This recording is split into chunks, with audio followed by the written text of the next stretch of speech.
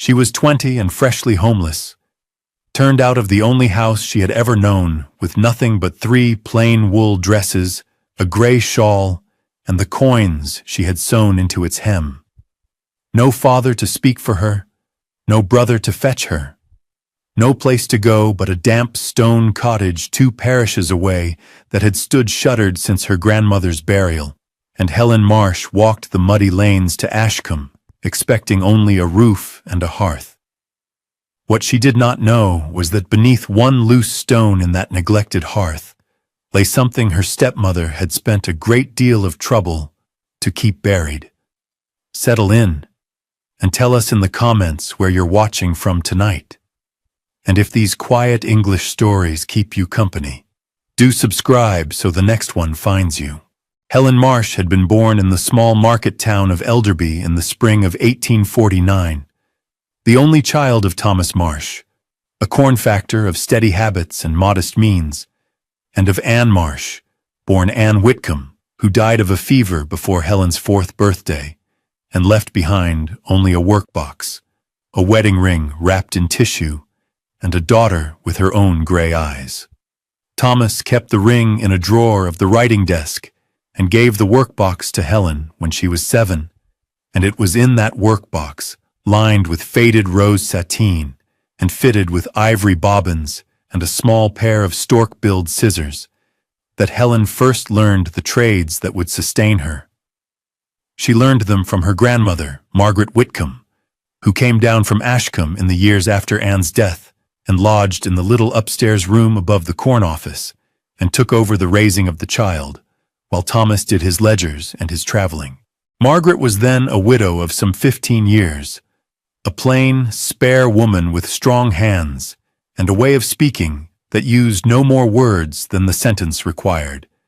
And she taught Helen how to hem and turn a collar and darn a stocking so that the darn could not be found by candlelight, and how to make a nettle pudding when meat was scarce, and how to keep a coal fire drawing on a wet day, and how to read a household account and know at a glance where the shilling had gone.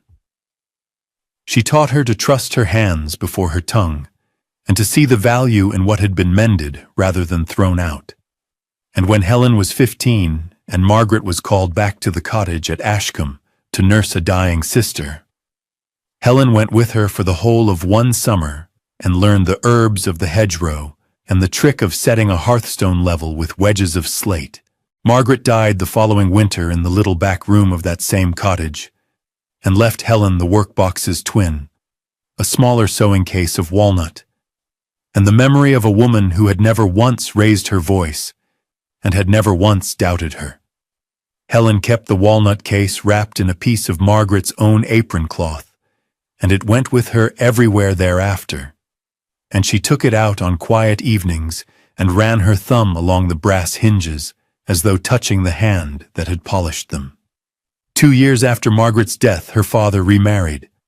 The new wife was a Mrs. Prudence Latham, widow of a Nottingham draper, 38 years of age, with a soft voice in company and a hard one at home.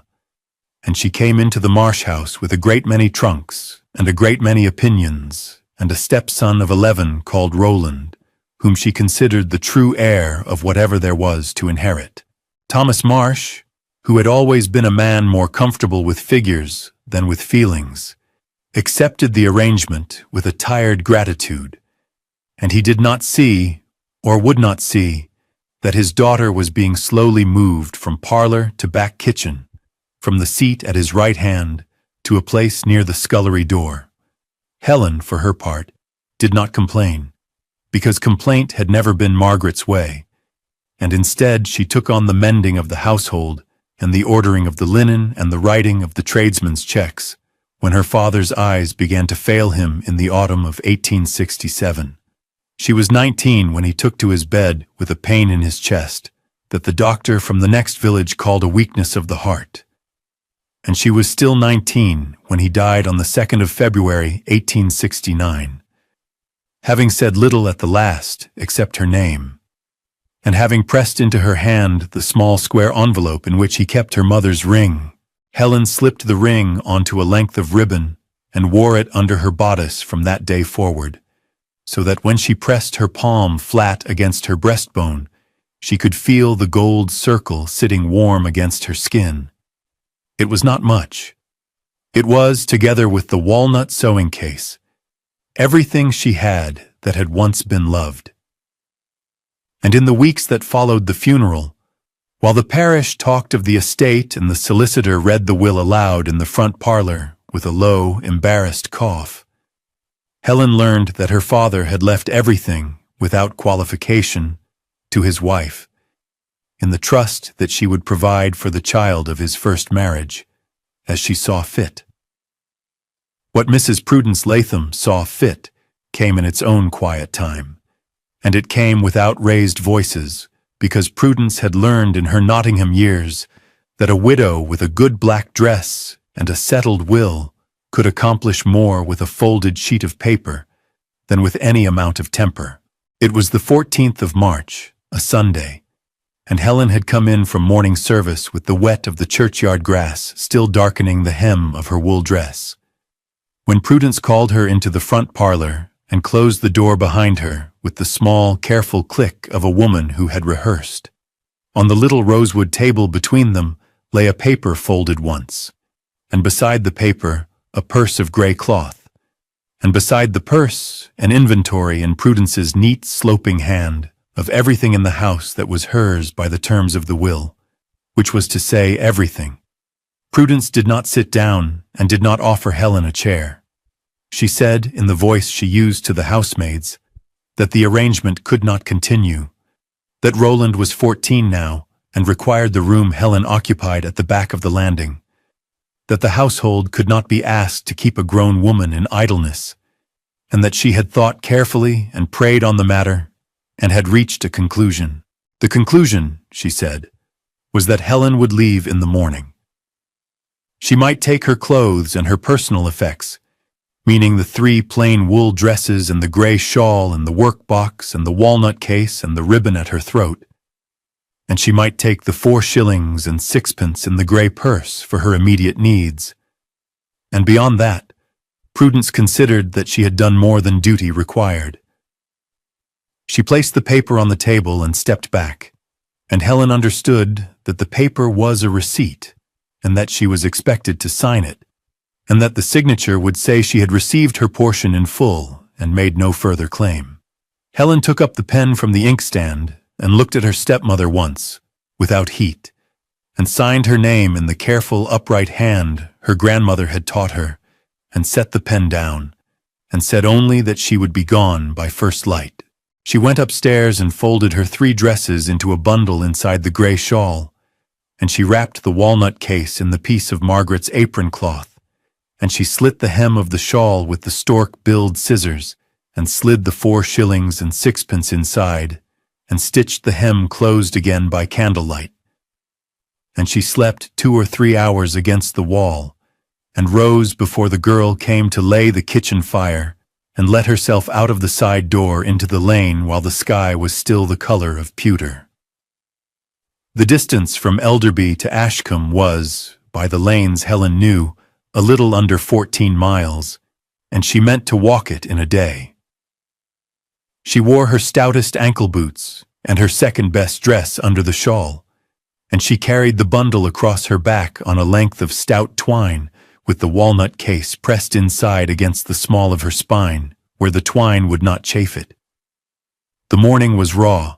A thin rain came sideways over the hedgerows for the first 2 hours, and soaked her bonnet through, and then eased into a slow, steady drizzle that settled into the weave of her wool and made the whole of her heavier by half a stone.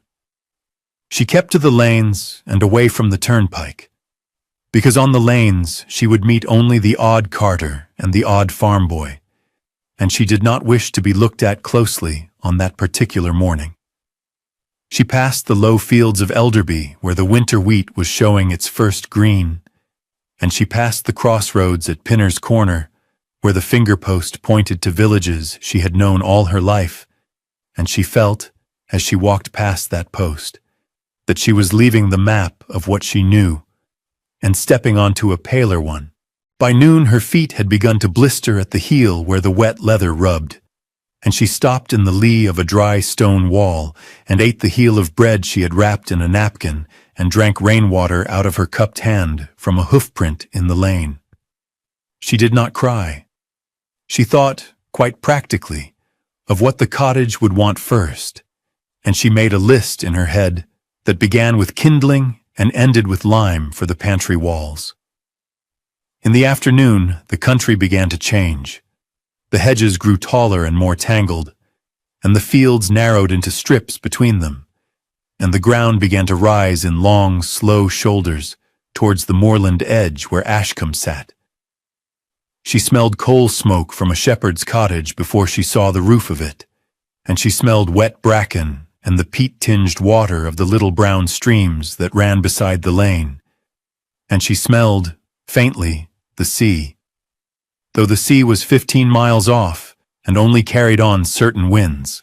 By 4 o'clock, the light had begun to go gray at the edges, and she saw at last, across a field of rough pasture and over a low gray wall, the slate roof of Margaret Whitcomb's cottage sitting alone at the far end of the village, its chimney cold, its windows shuttered, its little wicket gate hanging on one hinge, and she stopped in the lane and looked at it for a long moment before she went on.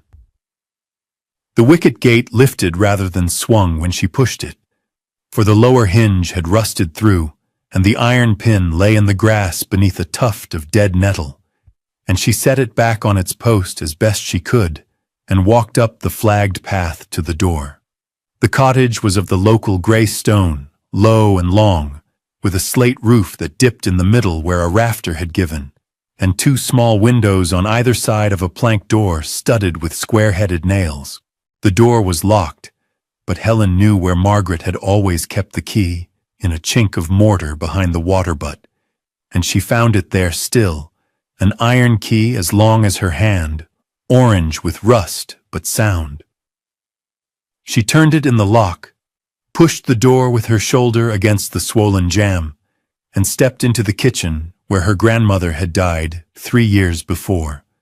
The room measured, she guessed, some 14 feet by 12, with a flagged stone floor sunk unevenly, a beamed ceiling low enough that a tall man would have stooped, and a wide hearth at the gable end built of the same grey stone as the walls with a Bessemer beam of black oak above it. The hearthstones were laid in a rough square before the fire opening, 7 of them by her count, the middle one longest and worn in a shallow curve where feet had stood at the fire for 80 years. A dresser stood along the inner wall, empty of its china, and above it 3 shelves held nothing but a chipped brown jug and a lidless tin. A settle with a broken armrest stood on the near side of the hearth. In the back room, through a low door on the left, was the bed Margaret had died in, stripped now to its rope frame, and beside it a small pine chest and a washstand with a cracked ewer. Damp had come into everything. The whitewash on the ceiling was blackened in patches where the rain had come through the slates. The plaster had blown from the wall by the back window and lay in a small heap of pale crumbs on the sill. Green mold ran up the corner behind the dresser. The air smelled of cold soot and old fabric and mice. And Helen, standing in the middle of the kitchen with her bundle at her feet, took stock of it without dismay. The walls were sound. The floor was dry underfoot where the flags were bedded on earth. The door shut. The chimney, when she stooped and looked up into it by the last gray light, showed a ragged square of sky at the top and the pale streak of a jackdaw's droppings down the flue. She would need to sweep it before she could light a fire without smoking herself out of the house. She unwrapped her bundle on the settle, took out the walnut case and set it on the dresser, and hung the gray shawl on a peg by the door. She fetched water from the butt in the chipped jug and drank. She found in the pine chest in the back room a folded pair of clean sheets that smelled of lavender still, and a woolen blanket, and a stub of tallow candle, and a tin of lucifer matches with 3 matches left in it, and she felt for a moment as if her grandmother had laid them there for her and then closed the lid and gone out. She gathered from the hedge behind the cottage an armful of dead firs and a handful of dry beech leaves, and she went about the business of coaxing a fire in a cold flue on a wet March evening with the patience of a person who had been taught how. The fire would not draw. She built her firs small and lit the beech leaves under it, and watched the smoke roll back into the room in a slow, gray wave, and she opened the door and let it out. And she tried again with a twist of newspaper she found under the dresser, and it rolled back a second time. She sat on her heels before the hearth and looked at the stones. She thought of Margaret saying one summer afternoon in this very room that a hearth that would not draw was usually a hearth that had shifted, and that a shifted hearthstone let cold air in below the grate and killed the updraft. She laid her palm on each of the 7 stones in turn. The long middle stone moved under her hand. Not much, only the width of a hair, but enough that she felt it rock against its bed. She took the stork-billed scissors from the walnut case and slid one of the blades into the joint at the stone's edge and worked it along until she had loosened a line of dried lime mortar as fine as sand. She fetched the iron poker from beside the settle, set its tip in the gap, and levered gently, and the stone lifted at one end. She got her fingers beneath it and raised it up and set it aside on the flags. Beneath it was a shallow hollow, some 4 inches deep and lined with slate wedges, as Margaret had once shown her how to set. In the hollow lay a folded square of oiled linen, and inside the linen, when Helen drew it out with hands that were steadier than she expected, was a leather pouch tied with red tape, and a packet of papers bound with the same, and set upon the papers as if to weight them was a small canvas bag whose mouth was drawn shut with a plain gray string. She untied the string. The bag held gold sovereigns, fresh minted and dull minted together, some milled and some worn, and she poured them out onto the hearthstone she had just lifted and counted them by the last of the light. There were 42. She counted them a second time and got the same number and sat very still with her hands on her knees and looked at the little heap of coin as if it might rearrange itself into something ordinary. Then she untied the red tape from the packet of papers. On the top was a folded sheet in a hand she knew at once, the neat, sloping hand of her grandmother Margaret Whitcomb, and below it were 3 older documents in a lawyer's copperplate, one sealed with a smear of red wax, and a slim account book bound in blue paper. She unfolded her grandmother's letter first, and, because the light in the kitchen had gone almost entirely, she lit the stub of tallow with one of her 3 matches and read by its small yellow flame. In the morning, Helen woke on the settle wrapped in the lavender-smelling blanket, with the walnut case at her elbow and the folded letter tucked inside it beside the ribbon that carried her mother's ring. She had slept 4 hours and no more. She had thought a great deal in the night, and by the time the first gray light came through the shutters, she had made a plan of the kind Margaret had taught her to make. One thing at a time, and the thing nearest at hand first. The nearest thing was the chimney. She could not warm the cottage nor cook a meal until the flue would draw, and she could not sit and read the 3 documents in copperplate with the attention they wanted until she had warmth and food. She walked into the village a little after 8, with the sovereigns divided between the toe of her spare boot and a small pouch stitched into her under petticoat, and the papers wrapped again in the oiled linen and pushed to the bottom of the pine chest with the blanket laid over them. At the smithy at the top of the lane, she found Mr. John Bram, aged 52, blacksmith and wheelwright, a man of few words and heavy hands, who had known Margaret and remembered Helen from the summer she was 15, Helen asked whether he could recommend a sweep. Mr. Bram sent his boy down to fetch old Ned Poyser, aged 61, chimney sweep and jobbing thatcher, who came within the hour with his brushes bound to a cart, and swept the flue in 3/4 of an hour, and brought down half a bushel of jackdaw's nest and soot into an old sack. Ned charged 1 shilling and 6pence, and drank a cup of well water at the door, and told Helen the stack itself was sound and would outlast her. By afternoon, the fire drew clean and straight up the flue, and Helen boiled water in the chipped jug set on a trivet, and made tea from a paper twist of leaves.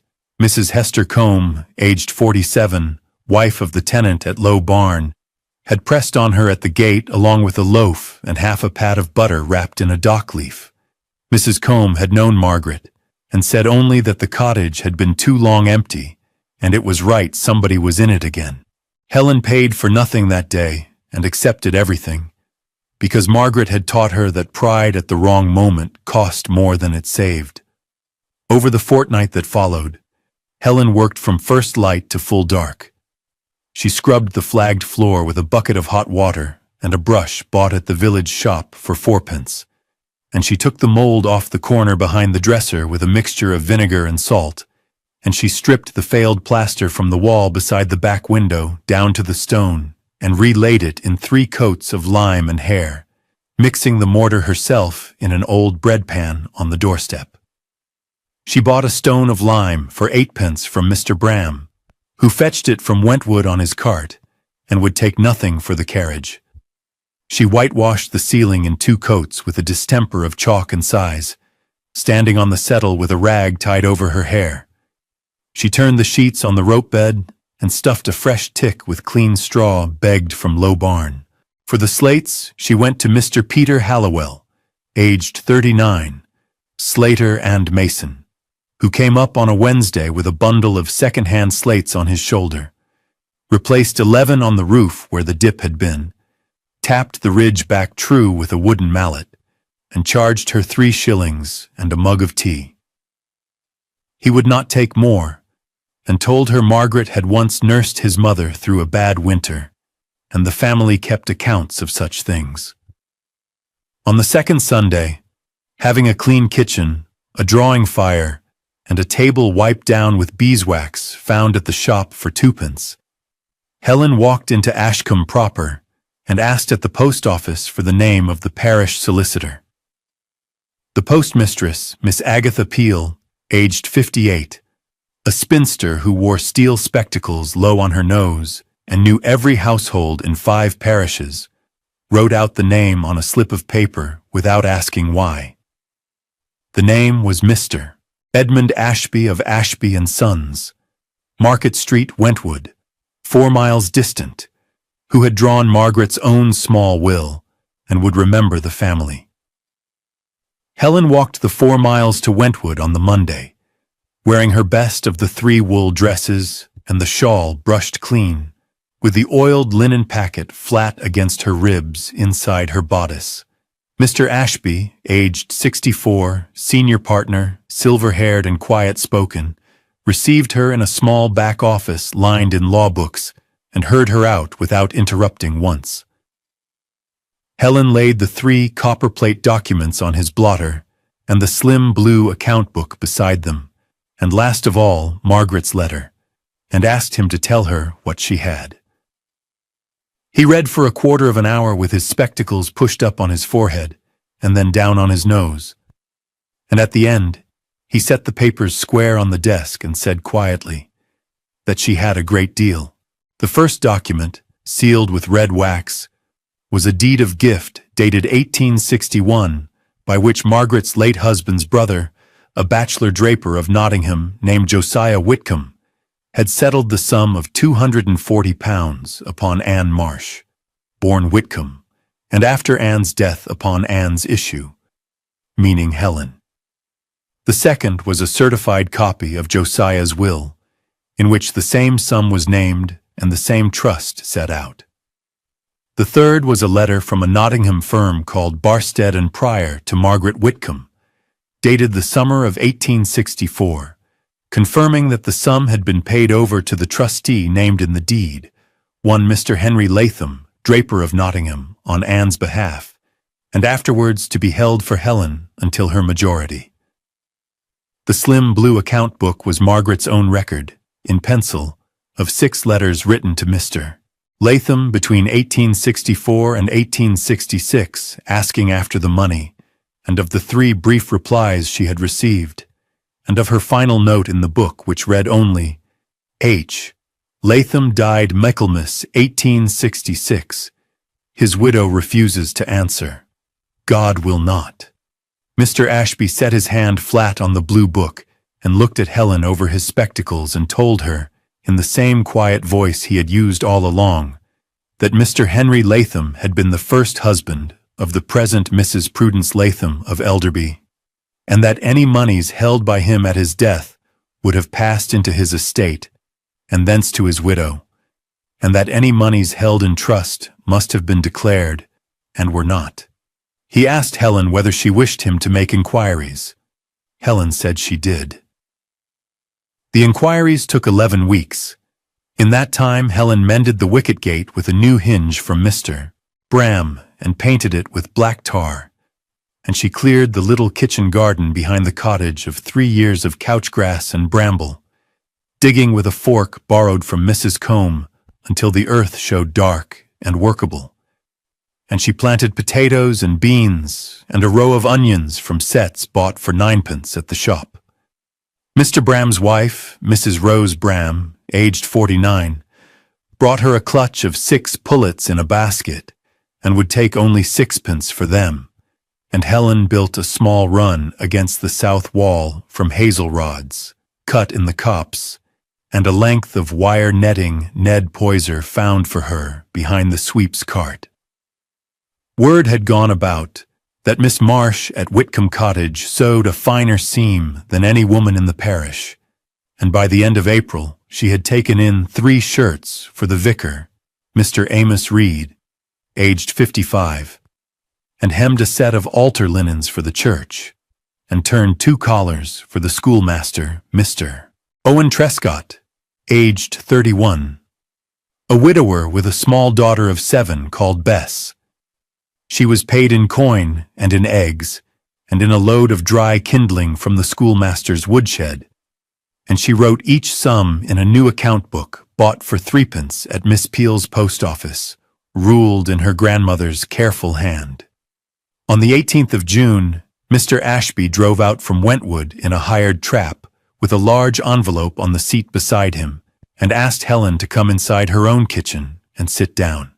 He told her that a search of the Nottingham probate had found Josiah Whitcomb's deed of gift entered in the register, and that Barstead and Pryor still held their copy of the correspondence, and that the sum of £240, with interest at 4% compounded over 8 years, came to £328 and some shillings, and that Mrs.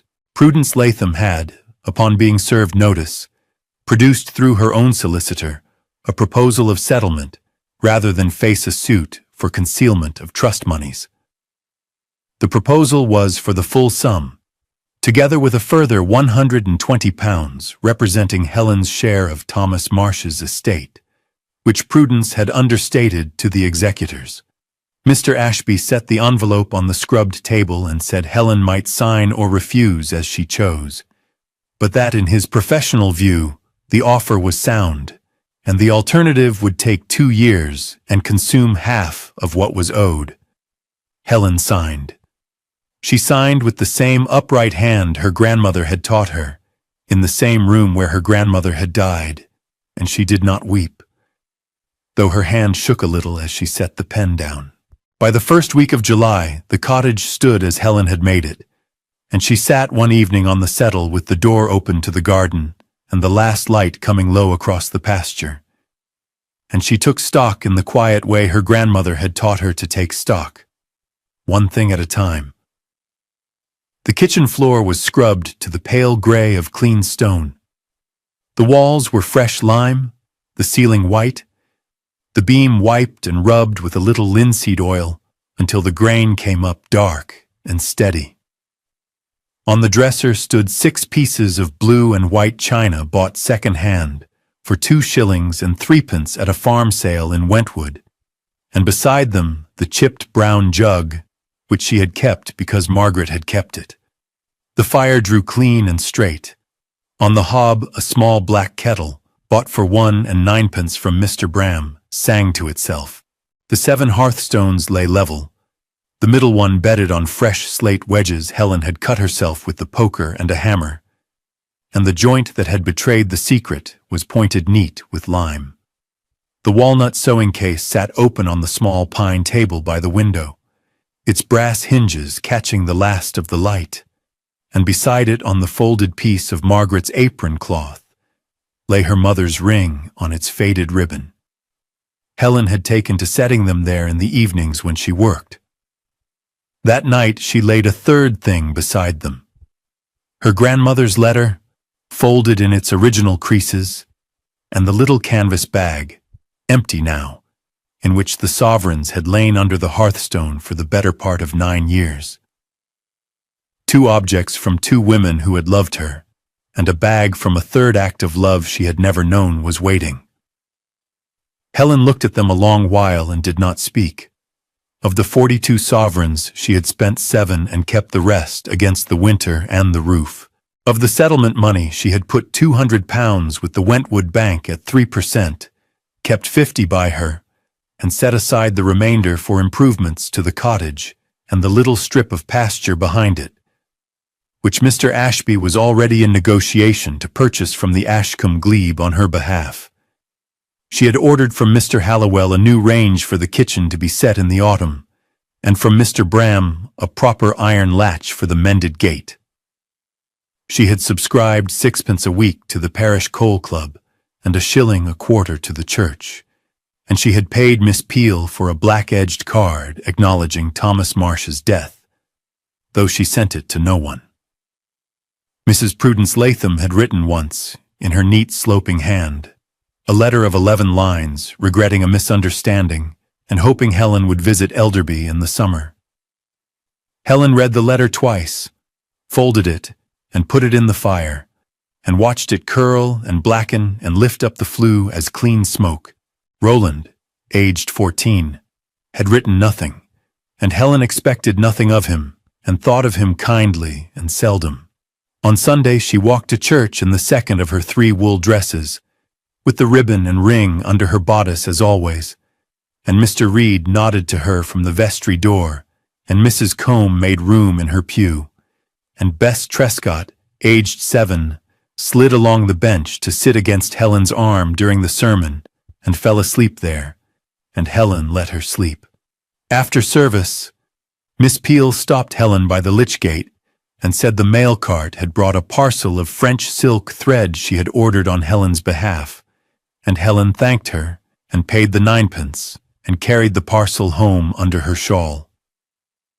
That evening she sat again on the settle, and watched the fire, and it seemed to her that she had not been cast out at all, only sent, and that the woman who had thought to be rid of her had, without knowing it, delivered her to the one hearth in the world where she was owed a place. Helen Marsh was 20 years old, and she had walked to Ashcombe with 3 wool dresses, a grey shawl, a walnut sewing case, her mother's ring on a ribbon, and 4 shillings and 6 pence stitched into a hem. She had spent that 4 and 6 on nothing at all, because on the road she had needed nothing. And at the end of the road there had been a cottage with a loose stone in the hearth, and a letter under it from a woman who had loved her before the world had thought to. It was the best 4 shillings and 6 pence she had ever not spent, and the cottage at Ashcombe, which no one had wanted, and which had stood shuttered above the moorland edge for 3 cold years, was her home, and her living, and her name. If this story kept you company tonight, stay a moment longer, and subscribe to the channel so the next one finds you by the same quiet fire, and share it with someone who needs reminding that a house nobody wants can still be waiting with a light in it. And before you go, sit with this. What has been turned out of your life, or seemingly lost, that might yet be the very thing leading you toward the hearth, where you truly belong. Tell us in the comments where you're watching from, and what small, overlooked thing in your own keeping you have lately begun to see with new eyes.